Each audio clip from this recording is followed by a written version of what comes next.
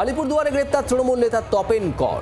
2021 সালে দোকান ভাঙচুরের ঘটনায় অভিযুক্ত এই তৃণমূল নেতা গ্রেপ্তার করেছে পুলিশ। আর ধৃতকে আদালতে তোলা হলে 5 দিনের পুলিশ হেফাজতের নির্দেশ দিয়েছে আদালত।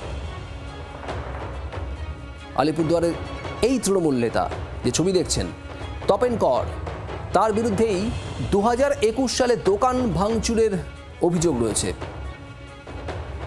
সেই অভিযোগেই পুলিশ গ্রেপ্তার করেছে এই তৃণমূল নেতাকে।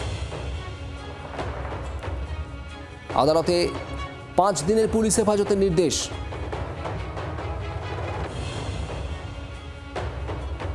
অভিযোগ 2021 ভোট পরবর্তী হিংসা।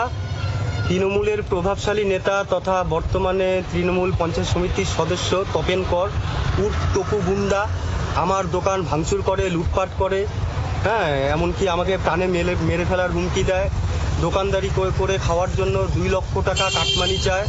তো এই নানান অভিযোগের ভিত্তিতে আজ আমি আলিপুরদুয়ার থানায় এসেছি অভিযোগ জানাতে। আলিপুরদুয়ার জংশন ফাঁড়ির সহযোগিতায় তপেন কর দীর্ঘদিন পলাতক থাকার পর আজ পুলিশের হাতে ধরা পড়েছে, গ্রেফতার হয়েছে।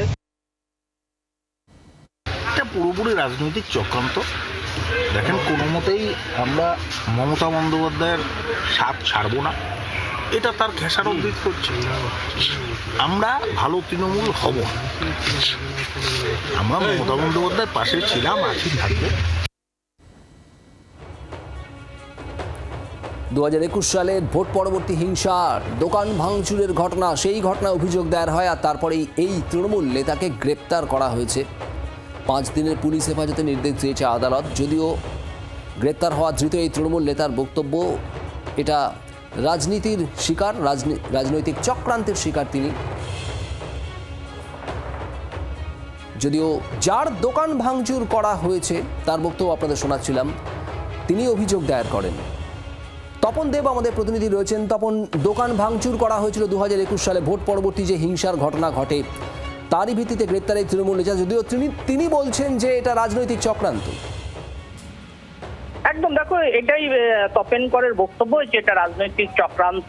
আমি ভালো তৃণমূল হতে চাই না, আমরা মমতা ব্যানার্জির সঙ্গে ছিলাম, মমতা ব্যানার্জির সঙ্গেই আছি। এই বার্তাটা তিনি যেমন দিয়েছেন, তেমনি 21 সালের একটা ঘটনা, সেই ঘটনার পরিপ্রেক্ষিতে নতুন করে আবার অভিযোগ দায়ের। সেই অভিযোগের দায়ের ভিত্তিতেই তপেন করকে গ্রেপ্তার করা হয়েছে। তিনি এখনো স্ট্যান্ডিং আলিপুরদুয়ার 1 নম্বর গ্রাম পঞ্চায়েতের খাদ্য কর্মাধ্যক্ষ রয়েছেন। এমন একটা রাজনৈতিক পরিস্থিতিতে প্রশ্ন উঠেছে যে 21 সালের ঘটনার পরিপ্রেক্ষিতে আজকে 26 সালে আবার নতুন করে কেন অভিযোগকারী তার বক্তব্য হচ্ছে, তিনি বলছেন যে সেই সময় অভিযোগ করা হয়েছিল কিন্তু পুলিশ সেই সময় কোনো অ্যাকশন নেয়নি এবং তপেন করের বিরুদ্ধে কোনো ব্যবস্থা নেয়নি। ফলে আবার নতুন করে অভিযোগ দায়ের করা হয়েছে নতুন সরকারের এই পরিবর্তনের ফলে, 26-এর পরিবর্তনের ফলে। তাই সরকারের প্রতি তার আস্থা আছে বলে তিনি মনে করেন এবং তার ফলেই আবার নতুন করে তিনি এই অভিযোগ দায়ের করেন।